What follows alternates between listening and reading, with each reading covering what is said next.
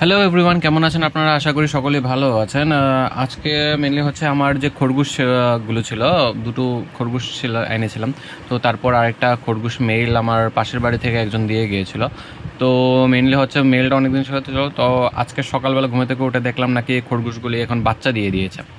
তো সেই ভিডিওটাই আপনাদের সাথে শেয়ার করব, যে খুব ছোট ছোট 4টে বাচ্চা দিয়েছে। তো ওইটাই আপনাদের সাথে শেয়ার করব। চলুন এখন থেকে পুরো ভিডিওটা আমরা দেখি। এই হচ্ছেন রানী ম্যাম, যিনি নাকি সকাল সকাল বাচ্চা দিয়েছে আমাদের এখানে, খুব আদরের উনি।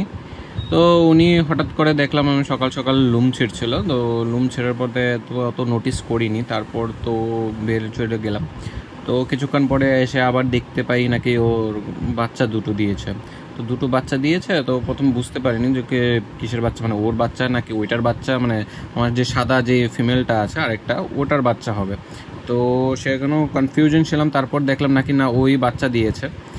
তো এই বাচ্চাটা জাস্ট আমরা কি করব না করব এখন, কারণ আমার তো নর্মালি নেটের খাঁচাতে রাখা, তো বাচ্চাগুলোর যেন হার্মফুল সেরকম কিছু না হয়, তার জন্য একটা কাপড় দিয়ে আমি জাস্ট বাচ্চাগুলোকে আমি সরিয়ে রেখেছি। আমি দেখাচ্ছি আপনাদেরকে বাচ্চাগুলো। এই যে বাচ্চাগুলো হলো, এই আপনার একটা দেখুন একদম ছোট, একদম খুবই ছোট, বা একদম জাস্ট আজকে দিনের বাচ্চা। এগুলো খুব ছোট, একটা এখানে আছে আর একটা ওইখানে আছে।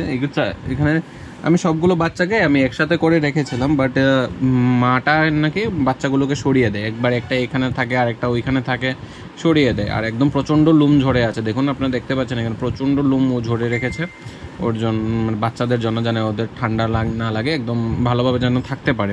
তো আপাতত ওর জন্য একটা ভালোভাবে একটা সেট আপ করে আমি আপনাদেরকে দেখাচ্ছি।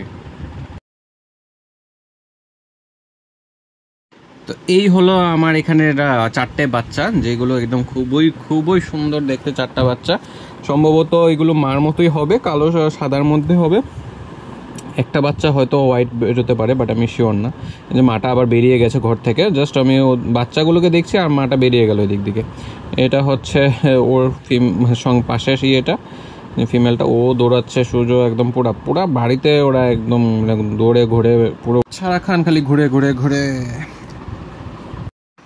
আর এটা হচ্ছে মেলটা, যেটা আমার পাশের বাড়িতে আমার ছোট্ট একটা ভাইয়ের কাছে মেলটা ছিল। তো মেনলি হচ্ছে ওটার ফিমেলটাকে একটা কুকুর নিয়ে চলে গেছে, তো যার কারণে ও মেলটা নিয়ে অনেক দিন রেখেছে, ও ফিমেলও আনিনি। তো ও একদিন আমাকে সকাল সকাল আসলো, এসে আমাকে মেলটা দিয়ে গেল, বললো দাদা তুমি মেলটাকে রেখে দাও।